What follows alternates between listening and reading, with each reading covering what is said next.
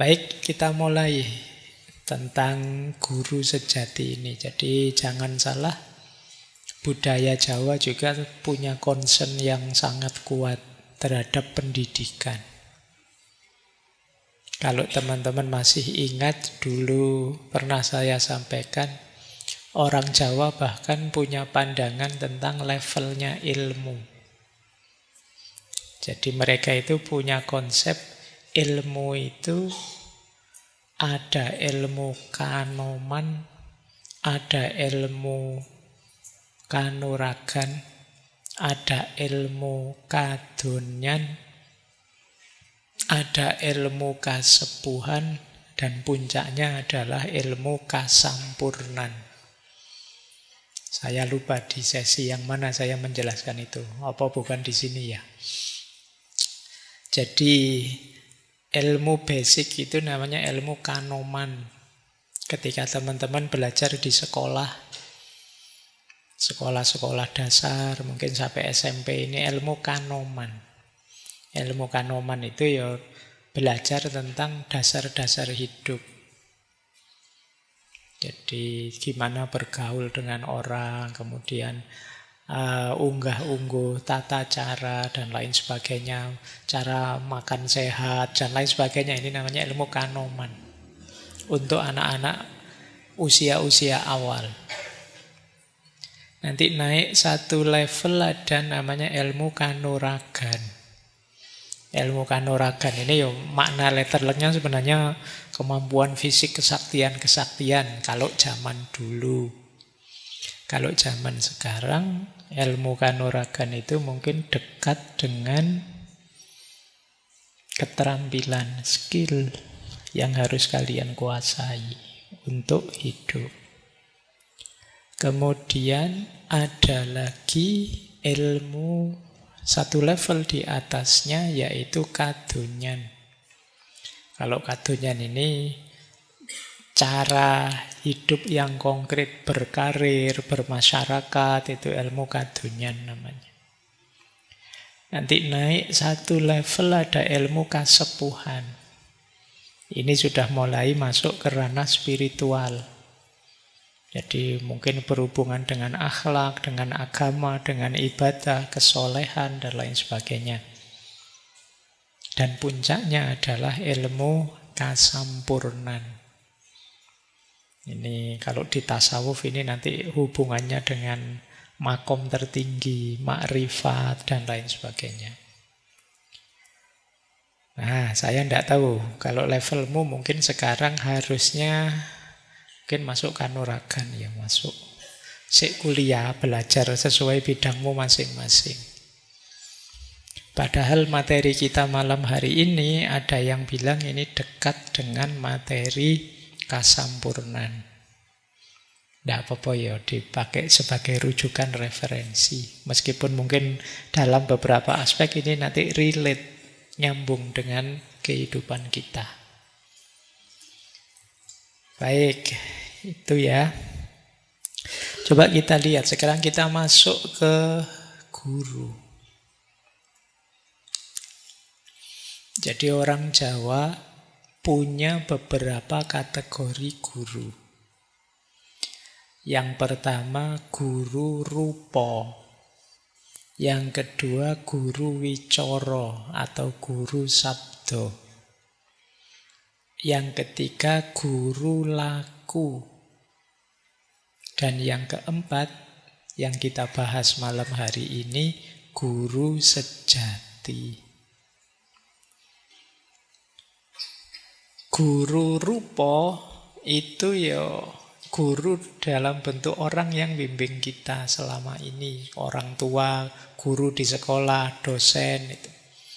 Yang diajarkan ilmu lahir. Jadi materi-materi untuk hidup di dunia ini. Jadi ada rupanya gurunya, makanya disebut guru rupa. Guru pertama yang orang tua itu juga jenis guru rupa. Saya yang sekarang mungkin bagi kalian dianggap dosen. Dosen itu guru rupa. Jadi ini Jenis guru yang paling mudah. Minggu pertama kemarin kita belajar guru menurut John Dewey. Itu guru rupa sebenarnya. Ing ngarsa sung tulodo, ing madya mangun karsa, tutwuri handayani, itu guru rupa. Ada sosoknya. Yo rupa kalau makna letterleknya wajah. Yo, rupamu itu yo wajahmu, raimu. Tapi ini maksudnya ada sosoknya. Nah, itu namanya guru rupa. Nanti ada guru wicoro atau guru sabdo. Kalau ini ngajari kita tapi tidak ada sosoknya, biasanya dalam bentuk tulisan. Kalian baca buku itu kan sebenarnya juga berguru. Ya awalnya sih dari orang, mungkin dari seorang guru rupa, tapi kan kalian mengambilnya dari tulisan beliau. Ini namanya guru wicoro atau guru sabdo.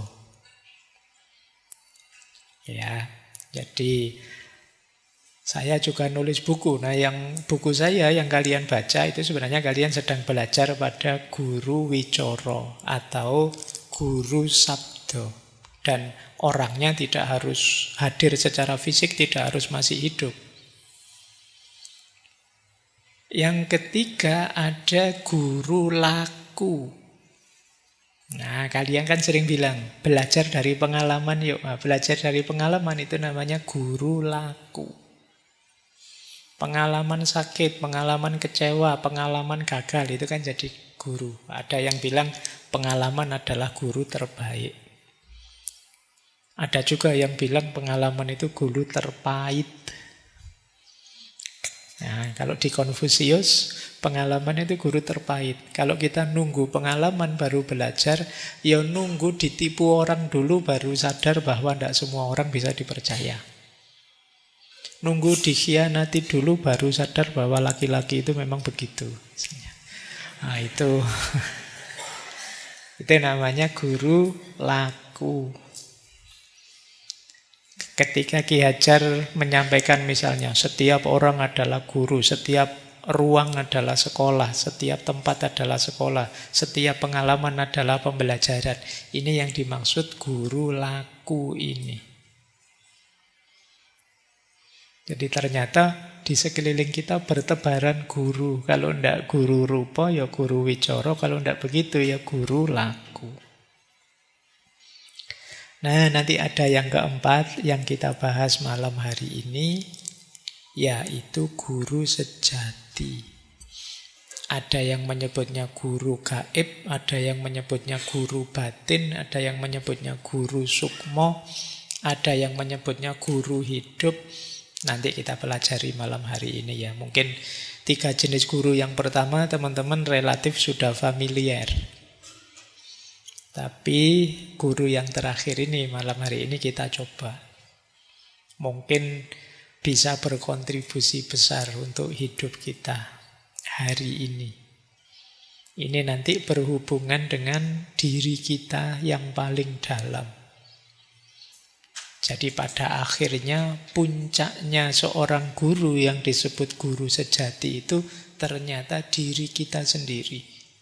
Tapi di aspek yang paling dalam. Yang kadang-kadang kita sebut ini unsur ilahiyah dalam diri kita. Baik ya, jadi nenek moyang kita seserius itu mengkonsep seperti ini. Jadi maka jangan nganggep bahwa wah, Simba-simba dulu literasinya kurang tinggi ya. Jangan padake sama dirimu sekarang. Mereka jauh lebih serius. Coba ya kita cek sedikit saja. Ini dulu pernah kita bahas Serat Wulang Leh Pakubuwono kaping sekawan.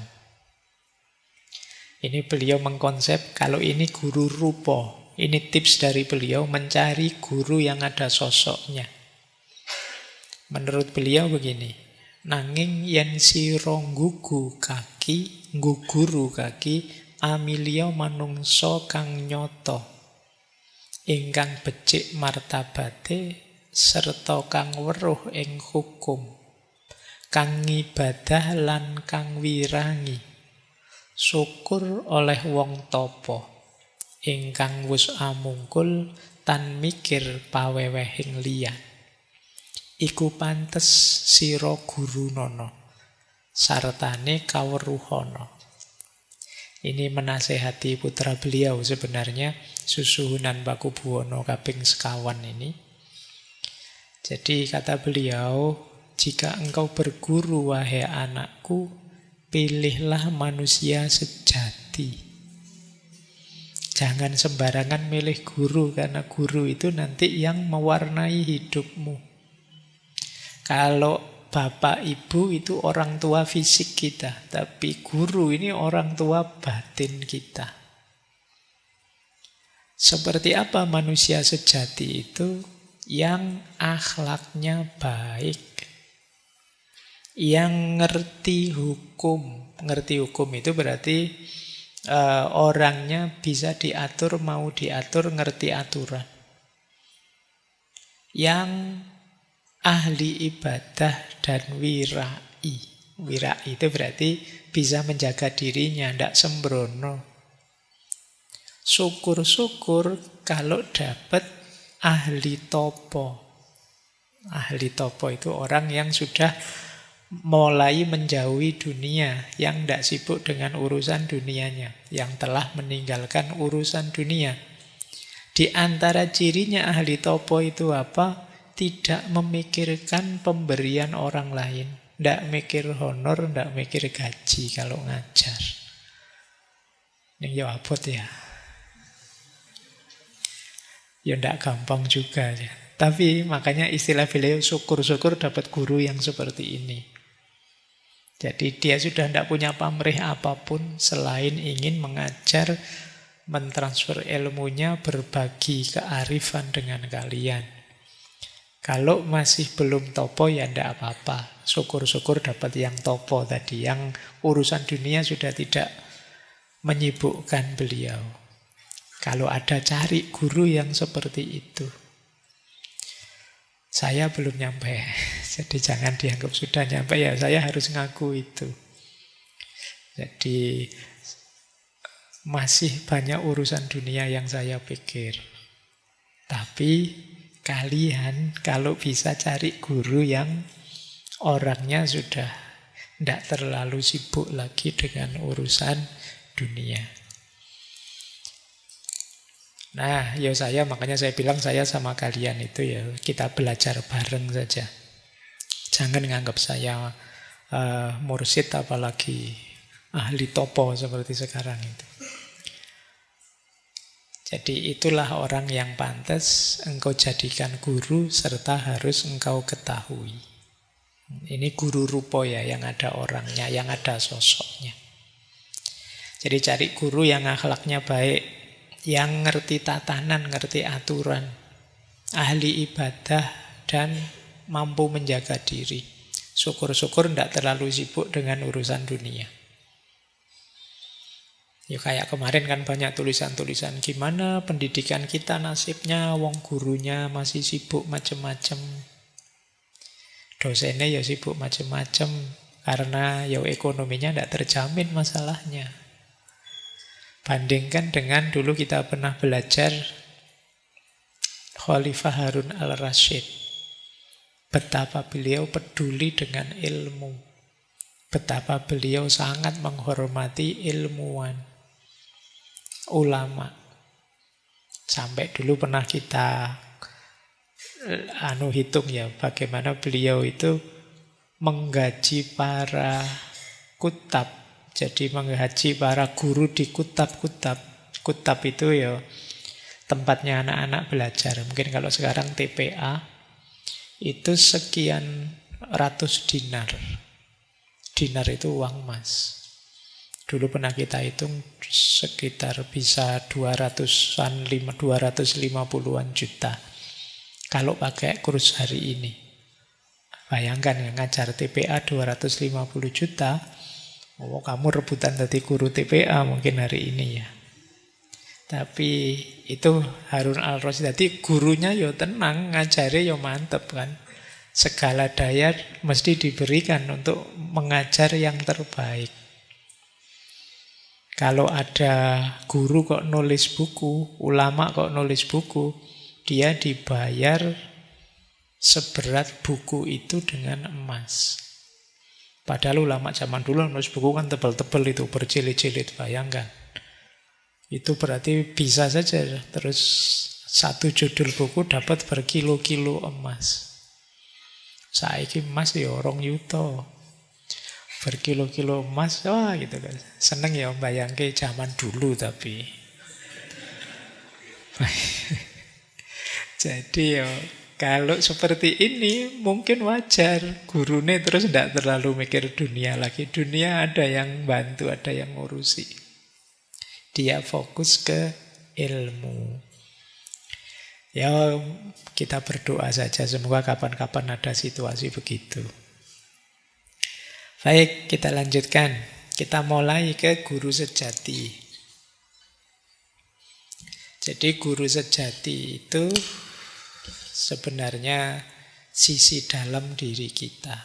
Saya ambil dulu ya beberapa kutipan dari serat-serat Jawa tentang guru sejati. Berarti nanti kalau kalian ingin paham lebih dalam boleh dicek ke serat-serat ini. Yang pertama suluk wujil. Suluk wujil pernah kita bahas di sesi Sunan Bonang. Suluk wujil itu nasihatnya Sunan Bonang pada muridnya yang namanya Wujil.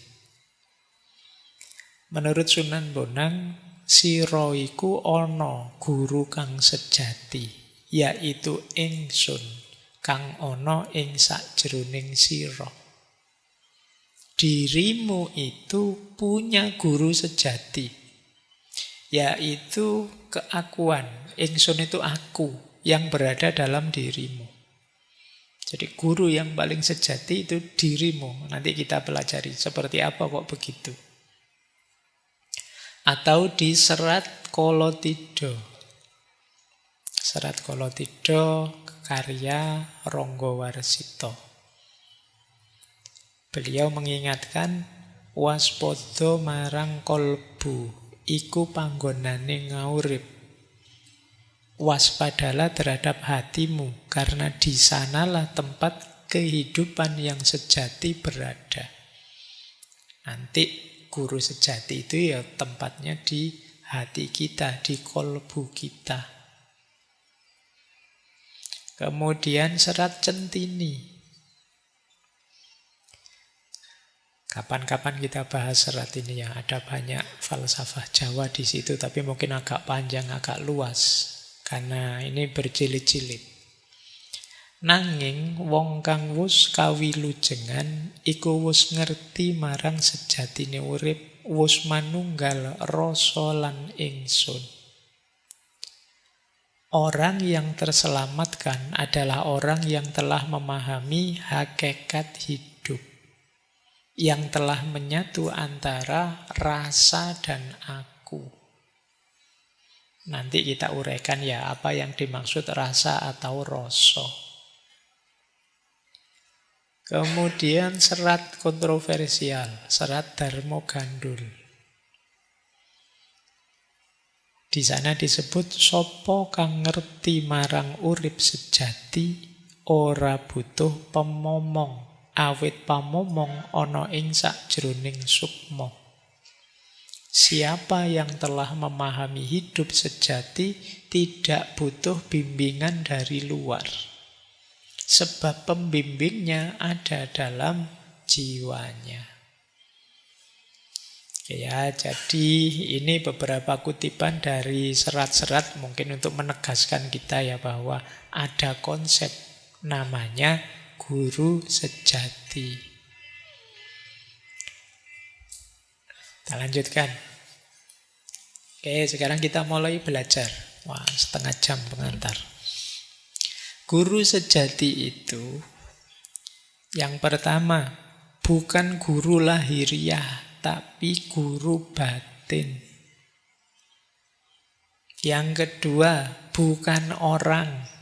Jadi Jangan dicari sosoknya, bukan guru sekolah, bukan ustadz, bukan pendeta, bukan rohaniawan, bukan tokoh spiritual. Yang ketiga, bentuknya adalah kesadaran murni, bukan kesadaran fisik, yang dirasakan oleh jiwa yang hening dan sadar. Pokoknya ini dipahami dulu bahwa ada dalam diri kita, gitu dulu ya. Jadi bukan di luar diri, bukan guru sekolah, ustadz dan lain sebagainya.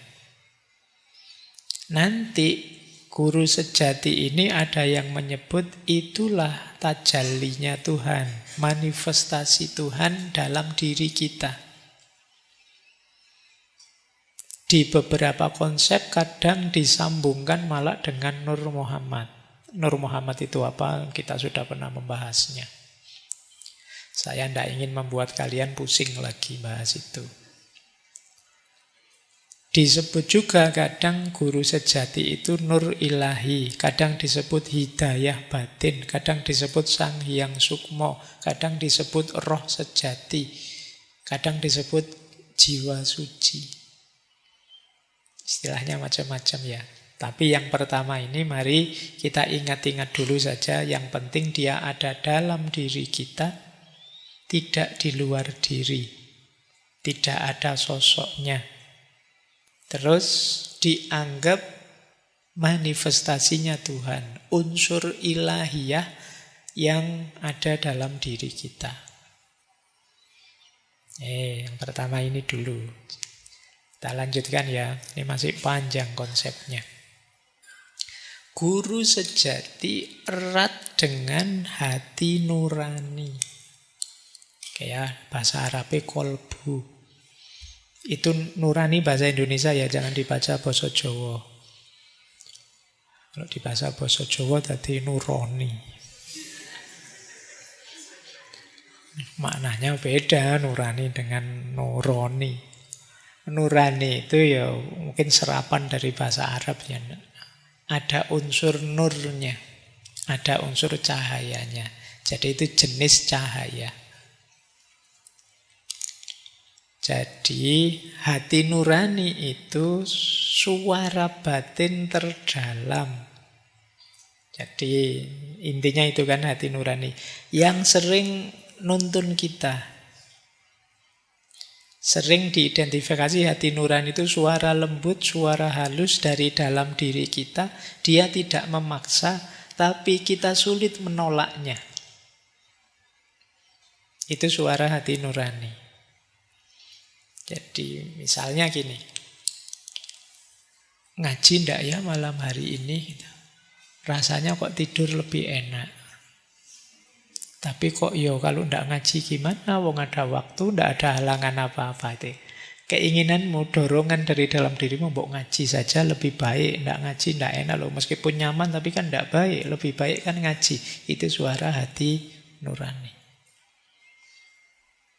Jadi yang berfatwa hatimu. Itulah hati nurani. Ada di dalam diri. Ketika melakukan salah kamu was-was, ndak enak. Itu juga hati nurani. Misalnya kamu dititipi temanmu absen misalnya. Yalah, duniamu kan tidak jauh-jauh dari situ. Jadi dititipi temanmu absen. Yo mau ndak dituruti ki wong konco. Dituruti itu kok rasanya ada rasa bersalah. Itu hati nuranimu yang menggugat. Apa boleh kayak gini? Bukankah ini curang? Itu sebenarnya suara hati. Jadi ada orang bilang sepanjang kalian masih punya rasa bersalah, itu kemungkinan hatimu masih hidup. Tapi kalau kamu sudah tidak punya rasa bersalah, ya kemungkinan hatimu sudah mati. Salah oke tapi tidak sadar-sadar. Nganggap dirinya benar saja. Jangan-jangan hati nuranimu mati. Tidak bisa jadi kompas dirimu. Di situ saya jelaskan hati nurani itu semacam kompas batin Yang mengarahkan kita, kalau dia jernih, mengarahkan kita pada kebenaran. Yang sering terjadi, hati nurani ini keruh, tertutupi oleh macam-macam. Ambisi lah, nafsu lah, sehingga tidak jernih. Kamu salah tidak sadar, atau tidak mau sadar. Dibilangin yang benar, yang lurus-lurus, kamu tidak mau patuh. Nah itu lama-lama hati nuranimu bisa mati. Kan terus kita kalau menyebut orang sangat jahat itu kan kita terus sebut, itu hatinya sudah mati orang itu. Nah, dia tidak punya hati. Kok sekejam itu, kok sesadis itu. Berarti kompas batinnya, suara hatinya sudah tidak menunjukkan lagi ke yang benar. Hubungannya apa dengan guru sejati tadi? Hati nurani adalah channelnya, salurannya guru sejati. Lah kok bisa tadi hati tidak nyaman ketika melakukan salah, menyuruhmu ke arah yang baik-baik saja? Karena dia memantulkan cahaya ilahi. Ini mirip dengan konsepnya dulu kita belajar Imam Ghazali. Kolbu, bukan pakai kaf ya. Kalau pakai kaf nanti kalbu. Kalau pakai kaf artinya asu. Kalbun. Kolbun, hati, itu seperti kaca, kata beliau. Yang setiap kali kita melakukan salah dan dosa, itu dia akan mendapatkan satu kotoran, satu titik hitam. Fungsinya kaca ini untuk memantulkan cahayanya Tuhan dalam diri kita. Loh itu kalau lama-lama kita terlalu sering melakukan dosa maksiat, dosone terus, dosa lama-lama dia gelap. Tidak bisa lagi memantulkan cahayanya Tuhan. Kalau dia sudah gelap, dia tidak bisa menunjukkan kita itu salah, ini benar. Maka hati adalah salurannya cahaya Tuhan.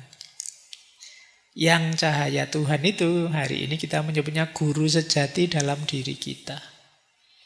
Jadi diri kita ini di unsur ilahiyah yang paling dalam ada guru sejati. Dia mengarahkan, nuntun kita ke arah kebenaran. Tuntunan itu masuknya ke hati nurani atau kolbu. Yang kolbu atau hati nurani ini kalau dia gelap, dia tidak bisa memantulkan guru sejati. Tidak bisa memantulkan unsur ilahiyah tadi. Berarti apa? Mendengarkan hati nurani itu seperti mendengarkan guru sejati.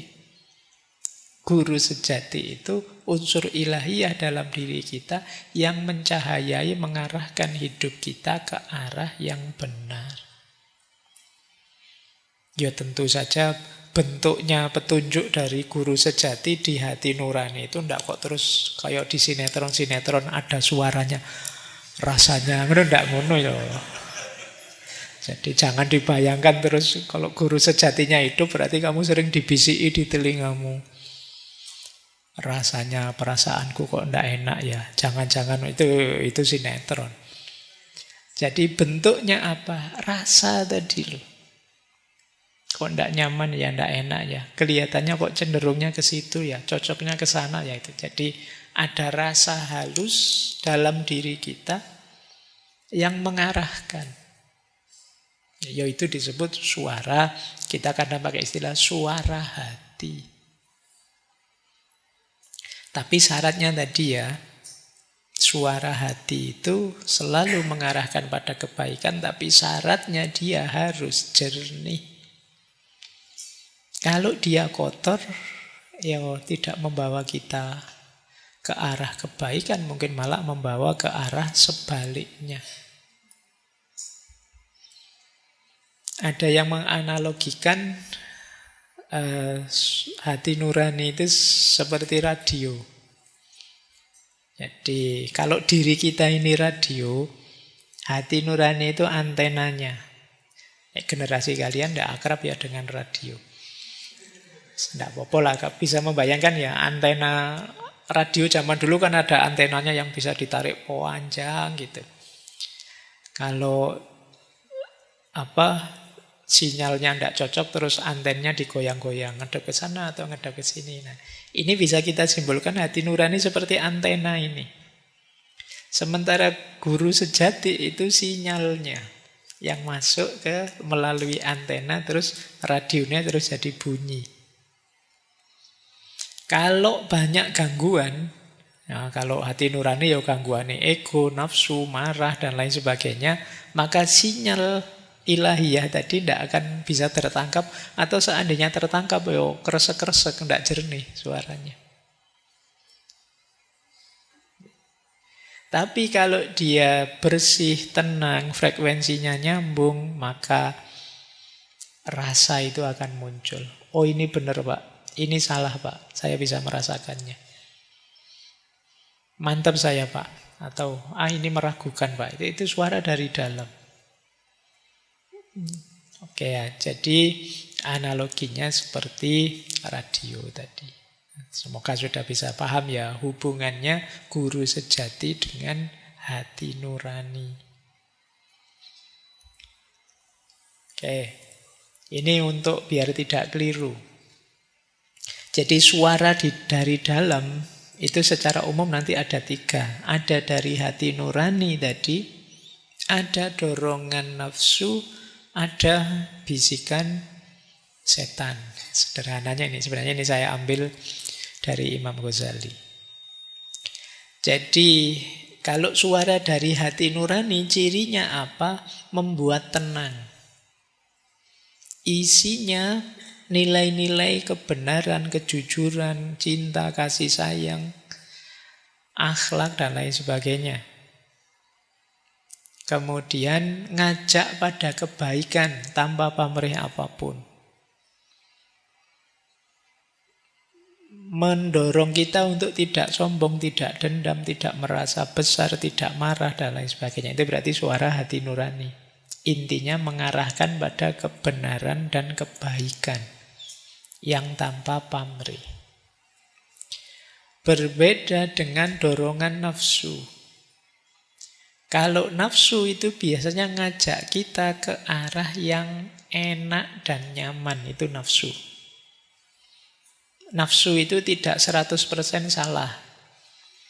Kalau sesuai aturan dan tidak berlebihan, ini sebenarnya sifatnya manusiawi saja. Itu dorongan nafsu. Kadang-kadang kalau berlebihan ya jatuhnya negatif. Jadi ini dorongan nafsu. Kalau tiba-tiba muncul di dalam dirimu, nah ini kalau sambil nongkrong ada kopinya, ada, nah, itu nyari enak. Itu nafsu biasanya. Apa enggak boleh? Boleh, tapi jangan berlebihan. Penuhi secukupnya. Jangan ngopinya mulai jam 8 sampai jam 3. Kopinya sak cingkir kecil 1. Penjaga kafenya ngamuk-ngamuk. Nah, ini jadi dorongan nafsu itu cirinya mencari enak, mencari nyaman. Ya, kalau kita lupa dosis, ini akan jatuhnya negatif. Beda dengan suara hati tadi, pasti positif. Beda lagi dengan bisikan setan. Kalau waswasatu syaiton, bisikannya setan itu ngajak ke yang negatif, yang dosa, yang maksiat, yang merusak. Nah, ini waswasnya setan. Biasanya terus membuat kita takut, gelisah, dan lain sebagainya. Kalau hati nurani membuat kita tenang. Kalau nafsu itu membuat kita nyaman. Kalau bisikannya setan membuat kita gelisah. Tapi hati-hati, nyaman yang tanpa aturan dan overdosis bisa jadi masalah, bisa jadi buruk yang semula manusiawi. Oke ya, jadi dengarkan suara dalam dirimu. Kalau itu mengajak pada kebaikan, menghindar dari dosa maksiat yang buruk, itulah guru sejati. Suara dari hati nurani. Tapi kok nyari enak saja, nyari nyaman saja, Kemungkinan itu dorongan nafsu. Tapi kalau ngajak kebaikan, ngajak keburukan, ngajak yang jahat, yuk daripada nganggur bikin hoax, yuk biar rame misalnya. Itu bisikannya setan. Ngerjain temen yuk daripada sepi kayak gini. Jadi itu ya untuk membedakan. Tadi kan guru sejati hadir melalui media hati nurani. Hati nurani ada dalam diri kita, tapi kita harus bisa membedakannya. Ini suara hati, dorongan nafsu, atau bisikan setan. Yuk, kita lanjutkan. Ini tiba-tiba tadi saya teringat hadis ini, makanya saya masukkan. Kalian mungkin pernah membaca atau mendengarkan hadis ini. Ini riwayat Ahmad dan Ad-Darimi. Jadi Rasulullah pernah bersabda begini, istafti kolbaka, mintalah fatwa kepada hatimu. Albirru matma'annat ilaihin nafsu, watma'anna ilaihil kolbu. Kebaikan itu adalah apa yang membuat jiwa merasa tenang dan hati merasa tentram. Wal ismu mahaka fin nafsi wa taraddada fis sadri. Sedangkan dosa itu apa yang membuahkan goncang atau keraguan dalam jiwamu dan gelisah dalam dadamu. Wa in aftakan nas, meskipun orang-orang sudah memberi fatwa padamu. Wa aftauka, dan mereka terus memberi fatwa padamu. Di sekeliling kita kan sering orang nasihati kita, ingin nuntun kita, mengarahkan kita, ngajak kita sampai kita bingung. Pak Ustadz ini bilang begitu, Ustadz itu bilang begitu. Saya ikut yang mana ya Pak? Kok bingung? Apalagi sekarang zaman medsos itu materi berseliweran tidak jelas. Kamu jadi akhirnya mau tinggal semua kan. Nasihat-nasihat tadi karena kamu kebingungan. Nah, kalau mengikuti sabdanya Rasulullah ini, istafti kolbaka. Coba minta fatwa hatimu. Cuma ini diingat-ingat tadi ada syaratnya ya. Hati yang bagaimana dulu. Tentu saja hati yang jernih, yang tidak kotor. Kalau dirimu hanya diliputi nafsu, amarah, dosa, maksiat, hatimu gelap, ya kamu minta fatwa hatimu, ya fatwanya ya untuk nyari yang gelap-gelap, yang rusak-rusak. Jadi istafti kolbaka, tapi syarat dan ketentuan berlaku ya. Jangan, saya sudah tanya batin saya, tidak apa-apa kok Pak. Ayo batinmu peteng. Hatimu gelap ya, tidak apa-apa saja meskipun salah dan dosa. Jadi ketika nurani gelap, guru sejati memberikan apa saja ya tidak akan masuk. Jadi karena dia tidak jernih, tidak bisa menangkapnya. Sama seperti antena tadi, sinyalnya tidak nyambung. Baik, kita lanjutkan. Ini agak filosofis ya. Ini sebenarnya konsepnya Sunan Kalijogo. Beliau punya konsep sedulur papat limo pancer. Mungkin yang Jawa pasti pernah dengar istilah ini ya. Jadi kita itu punya 4 saudara. Dan ada pancer. Pancer itu pusat. Pusat itu ya diri kita sendiri. Ini pancer namanya. Nanti ini ada hubungannya dengan guru sejati. Jadi begitu kita lahir ke dunia, itu kita punya 4 saudara. Yang pertama kakang kawah namanya. Kakang itu kakak, kawah itu ya kawah. Ini sebenarnya simbol dari ketuban. Ketuban itu waktu di perut ibu dia melindungi kita. Ketika kita akan keluar ke dunia, dia keluar dulu. Makanya disebut kakak. Jadi kita punya kakak namanya ketuban. Kita punya adik namanya ari-ari. Itu setelah kita keluar, hari-hari keluar. Kita saat lahir disertai getih dan puser. Jadi kita punya kakak, adik, dan 2 saudara lagi. Jadi sedulur papat, 4 saudara. Itu kalau menggunakan konsep ini sebenarnya kalian tidak ada yang anak tunggal. Jadi pasti punya 4 saudara, tenang saja. Jadi kakang kawah, adik ari-ari, getih lan puser. Cuma ini ada filosofinya. Ini hubungan dengan unsur dalam diri kita. Kakang kawah mewakili unsur air. Adik ari-ari mewakili unsur tanah. Getih atau darah mewakili unsur api. Puser mewakili unsur angin. Ya. Nah, biasanya dimaknai kakang kawah yang unsur air tadi maknanya adalah perlindungan. Karena ketuban itu kan tadi melindungi kita. Kemudian dia keluar duluan, mungkin memastikan jalannya aman. Sehat untuk kita masuk ke dunia. Jadi senantiasa peduli dengan kita. Kita hidup perlu perlindungan. Kemudian di ari-ari tanah. Tanah ini simbol kebutuhan. Jasmani, rohani kita itu ada banyak keperluan, ada banyak kebutuhan.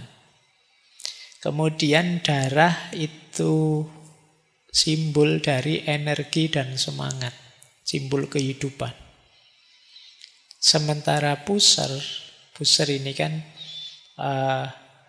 udel-udel kalau bahasa Jawanya ya. Ini kan yang menyambungkan diri kita dengan dunia luar. Jadi puser ini yang langsung berhadapan dengan dunia di luar diri. Ini simbol ikatan dan hubungan, simbol koneksi. Nah, nanti kalau dikaitkan dengan unsur dalam diri kita, kakang kawah, ketuban, air yang bermakna perlindungan itu mewakili unsur insting, naluri atau fitrah dalam diri kita. Sementara ari-ari yang mewakili unsur tanah yang bermakna kebutuhan hidup itu mewakili unsur tubuh fisik ini, jasmania. Getih, api yang bermakna sumber energi dan semangat itu mewakili unsur akal dan emosi kita. Puser tadi yang bermakna ikatan hubungan ya menyimbolkan hubungan kita dengan Tuhan, dengan sesama, dengan manusia. Dalam hidup ini kita perlu 4-4-nya. Harus selalu ada. Jadi karena salah satu tidak ada, hidup kita tidak akan seimbang. Jadi jangan main-main dengan 4 saudara kita ini. Kalau ada salah satu yang kita terlantarkan, hidupmu tidak akan bahagia. Menelantarkan insting, naluri, fitrah, sulit bahagia. Pak, saya tidak akan nikah, Pak, sampai besok. Nikah itu fitrah, insting. Tidak sekedar kalkulasi rasional. Kalau kamu tinggalkan, mungkin ada yang kosong, ada yang hilang. Ada keseimbangan yang lepas dalam hidupmu. Kebutuhan jasmani, saya tidak akan makan, Pak. Saya mau hidup ini tirakat full 24 jam puasa. Itu tidak mungkin. Mesti tidak seimbang hidupmu. Atau tidak perlulah Pak pakai akal, pakai emosi. Itu sudahlah, saya ingin hidup itu spiritual full. Itu juga akan membuatmu tidak seimbang. Termasuk kalau hubunganmu dengan Tuhan, dengan Allah, hubunganmu dengan sesamamu, dan hubunganmu dengan alam rusak, hidupmu juga tidak akan bahagia. Maka jangan main-main dengan sedulur papat ini. Dia akan jadi tiang yang menopangmu dalam hidup. Dialah yang mendukung 5 pancer. Yang kelima bagian pancer. Pancer itu bagian pusat diri kita. Nah, kalau sedulur papat tadi hidup harmonis, seimbang, cukup, maka pancer akan tenang. pancer akan mutmainnah. Kalau pancernya mutmainnah, guru sejati akan hadir bisa membimbing. Karena di situ batin kita jernih. Ya, jadi ini hubungan antara guru sejati dengan diri kita sebenarnya, yang oleh Kanjeng Sunan Kalijaga disimbolkan dengan sedulur papat limo pancer. Ya, ini simba-simba kita mikirnya sampai sedalam ini tentang diri kita. Yuk kita lanjutkan. Sekarang fungsinya guru sejati itu apa sih? Tadi kan kita sudah kenal apa itu guru sejati, kemudian hubungannya apa dengan hati nurani. Gunanya apa sih Pak guru sejati itu? Yang pertama, menuntun kepada kebenaran yang sejati. Kalau kita pergi keluar, kebenarannya ya kebenaran yang berjarak. Kebenaran yang kalau dalam epistemologi ya, kebenaran yang validitasnya paling tinggi, itu kebenaran yang diperoleh melalui pengalaman langsung, adanya dalam diri kita. Saya kasih contoh ya, misalnya, menurutmu kopi ini manis enggak? Terus kamu diberitahu oleh takmir, Pak Faiz itu selalu minumnya kopi yang manis misalnya. Tapi kan kamu hanya diberitahu, manisnya kopi ini dari informasinya takmir. Nah, untuk tahu pastinya gimana, kamu minum saja kopi ini. Bismillah ya.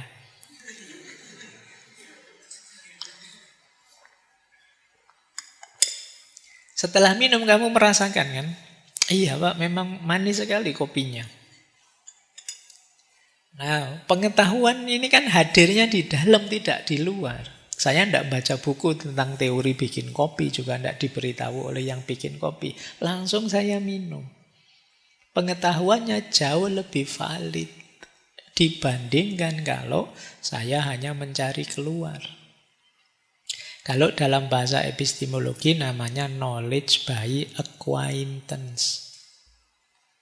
Inilah kenapa dulu Imam Ghazali memutuskan bahwa pengetahuan paling valid itu adanya di tasawuf. Kenapa? Karena tasawuf itu olah batin sisi dalam diri kita. Kedekatan dengan Tuhan itu melalui rasa, tidak melalui kitab, tidak melalui ceramah. Dijalani, dirasakan langsung. Validitasnya menurut Imam Ghazali paling tinggi. Panca indera bisa salah, akal juga bisa keliru. Tapi begitu ngalami sendiri langsung, kita bantahnya sulit. Begitu saya bilang, Pak Faiz tahu dari mana kok kopinya pahit? Saya minum langsung. Kamu bantai susah, kan?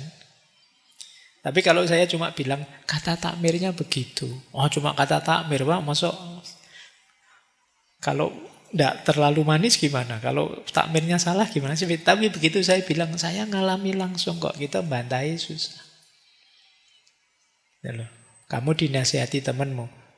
Mas, tidak usah pacaran dulu. Kuliahnya nanti terganggu loh.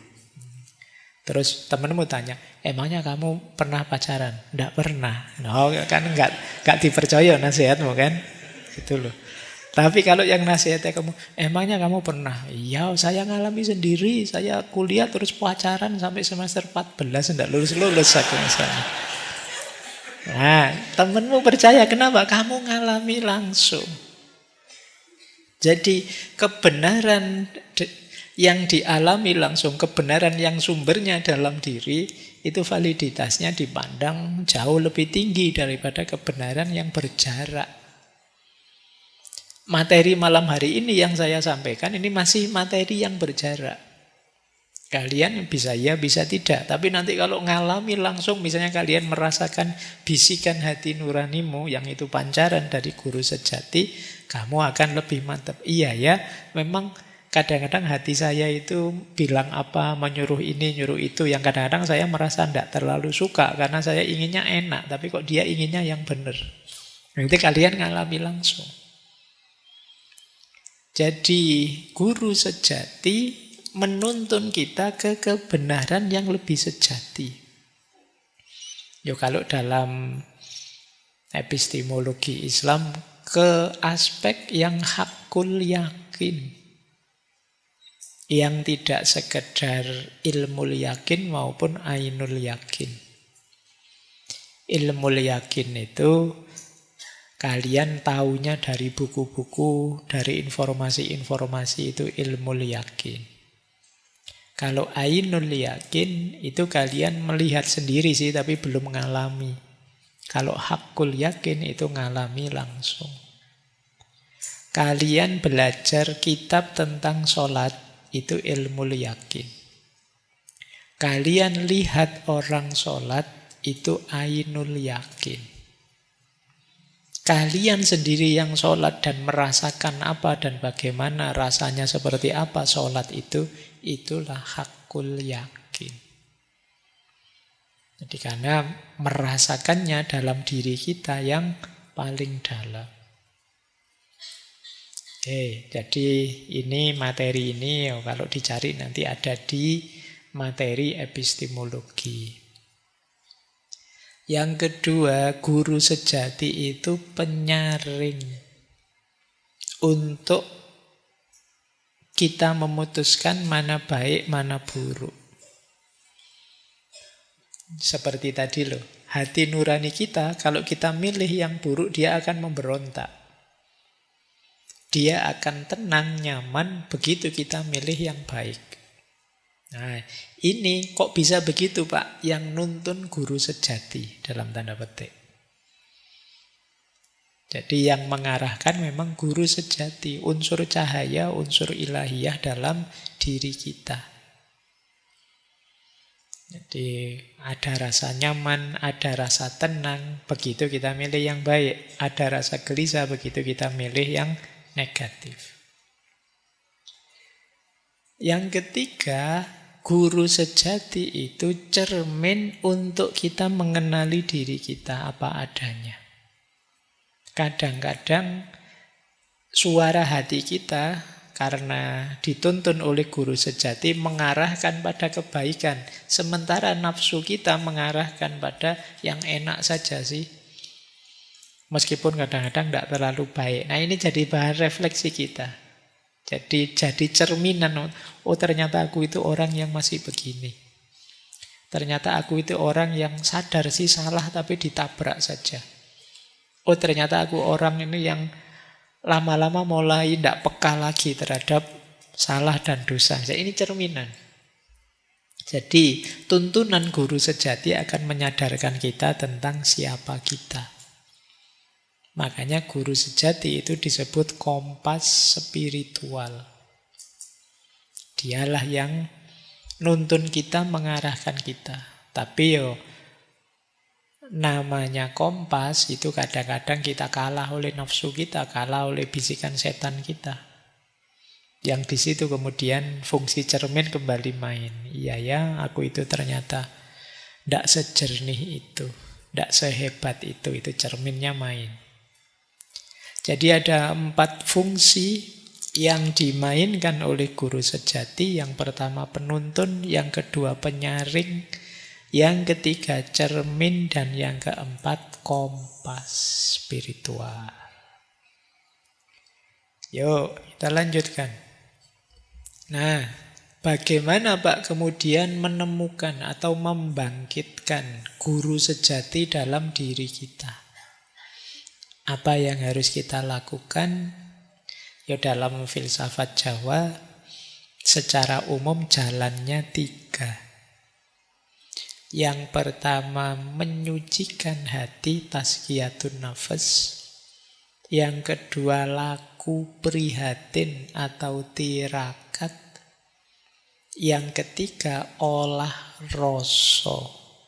Nanti kita jelaskan sendiri olah rasa ini. Tazkiyatun nafas berarti membersihkan hati dari sifat-sifat negatif, iri, dengki, benci, keterikatan. Ayo kita bersihkan. Karena kalau masih diwarnai ini, sulit kita memahami sesuatu secara jernih. Sulit kita bisa menuruti hati nurani. Orang yang benci sekali misalnya. Orang yang benci sekali kacamatanya kacamata kebencian. Cara pandang, perilaku, kata-kata ya disetir, diarahkan hanya oleh kebenciannya. Orang yang iri juga begitu, disetir oleh rasa irinya. Orang yang dengki, orang yang sombong, dan lain sebagainya seperti itu. Maka ini perlu dibersihkan. Karena karakter negatif tadi jadi titik gelap dalam hati nurani. Kalau dia jadi titik gelap, ya dia tidak bisa nanti pada akhirnya memantulkan suara dari guru sejati. Jadi memantulkan cahaya ilahi dalam dirimu. Jalan pertama tazkiyatun nafas. Kalau istilahnya tasawuf, takholli. Bersihkan diri dulu. Ya. Caranya gimana Pak? Ya tobat. Yang salah-salah direvisi, yang keliru-keliru diluruskan. Jalan kedua, tirakat atau prihatin. Orang Jawa kadang menyebutnya topo. Apa isinya? Mengendalikan diri, melatih kesabaran, menjaga hati dari godaan dunia, ini prihatin. Puasa, mengurangi makan, mengurangi tidur, ini laku prihatin. Bukan berarti karena tidak mampu, ya karena memang ingin melatih diri. Nah, alhamdulillah kan kalian kadang-kadang kan sudah tirakat karena memang tidak punya saja. Tidak apa-apa kan sekalian tirakat sudah, sekalian prihatin. Pak saya itu uang saya kadang cukup, kadang tidak sampai akhir bulan. Ya sudah, nawa itulah sekalian tirakat sudah dalam hidup. Sopo ngerti nanti sakti kamu. Jadi ya memang ini jadi salah satu jalan. Untuk apa? Melatih pengendalian diri, kita perlu banyak latihan tirakat.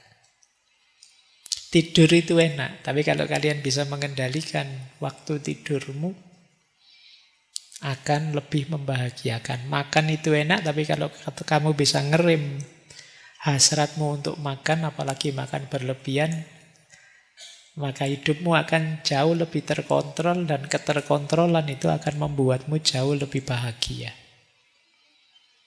Itu kan rahasianya. Kenapa sih Rasulullah itu bilang makan saat lapar, berhenti sebelum kenyang. Dalam rumus makan ketika lapar dan berhenti sebelum kenyang, itu ada unsur tirakatnya. Ada unsur pengendalian diri. Dan jadi sekedar makan pun Rasulullah mengajarkannya ada unsur pengendalian diri, kontrol dirinya. Bukan sekedar masalah kesehatannya, ya pasti itu menyehatkan, tapi di situ kita belajar ngontrol diri kita. Biasanya kan makan itu, kalau apalagi makanannya enak, itu kita sak pol-pole. Jangankan sebelum kenyang, kalau kita kekenyangan pun ayo. Eman-eman Pak, nih, kalau makan itu kan gongnya biasanya di belakang, yang enak-enak kamu makan terakhir kan. Justru itu disuruh berhenti. Wah itu ganjel sekali itu. Tapi kalau kamu mampu seperti ini luar biasa. Jadi daya tirakat, daya prihatin. Buahnya apa Pak? Pengendalian diri. Baik ya, jadi ini rumus menemukan guru sejati, menyucikan hati dan laku prihatin. Yang ketiga, olah rasa. Olah rasa ini berhubungan dengan bagaimana kita membersihkan dimensi batin kita. Jadi olah rasa itu menajamkan kesadaran batin agar kita bisa menangkap kebenaran, menangkap kehendak Tuhan, dan memahami makna di balik segala peristiwa. Kadang-kadang digambarkan seperti menjernihkan air yang keruh, sehingga cahaya bisa terlihat. Jadi nanti ada rumusnya olah rasa ini. Tapi diingat-ingat, rasa itu tidak sekedar rasa ya, tidak sekedar emosi, tidak sekedar Pak ini pedas, ini pahit, tidak sekedar itu, awas keliru. Kalau itu kan rasa fisik. Ini rasa batin. Rasa batin pun ya tidak sekedar emosi. Kalau dalam falsafah Jawa, yang namanya rasa itu setidaknya ada 3 jenis. Ada rasa pribadi. Rasa pribadi itu kepekaan kita terhadap diri kita. Sisi batin kita. Ini loh, rasa pribadi itu. Wah, sedang marah nih saya. Tersinggung ini kelihatannya saya. Itu tidak gampang loh orang bisa seperti ini. Orang itu biasanya nganggap dirinya stabil saja, padahal tidak stabil. Ternyata aku kecewa ini saat ini. Ini namanya rasa pribadi. Bisa mengenali diri, membaca emosi diri. Ini namanya rasa pribadi. Biasanya ya untuk bisa seperti ini harus mengambil jarak dari diri kita. Kalian mengamati dirimu yang sedang marah, mengamati dirimu yang sedang kecewa, mengamati dirimu yang sedang gelisah. Ini namanya rasa pribadi. Boleh dicoba ya nanti. Mungkin kalian nyari kaca terus lihat dirimu. Seperti apa ya emosiku sekarang. Baik. Saya pernah baca, lupa di mana, tapi coba latihan mengambil jarak dengan dirimu itu dengan cara memanggil namamu sendiri. Ngobrol dengan dirimu. Mungkin rasanya agak cringe ya. Coba kamu panggil namamu sendiri, kan unik itu. Wahai Faiz, itu tidak enak ya rasanya. Tapi kalau kamu mampu begitu, kamu sudah bisa ngobrol dengan dirimu. Jadi kamu bisa mengambil jarak dari dirimu. Coba kamu latih itu. Ya, apa ya? Ini kemampuan kita detachment. Kalau namamu Agus ya berarti Agus sedang sedih nih karena gitu ya. Jadi kan itu namanya kamu sedang mengambil jarak dari dirimu. Jadi kamu membahas yang dibahas dirimu sendiri. Oke, itu namanya rasa pribadi. Nanti ada rasa sosial. Rasa sosial itu daya empatik. Aku bisa merasakan yang engkau rasakan. Itu rasa sosial.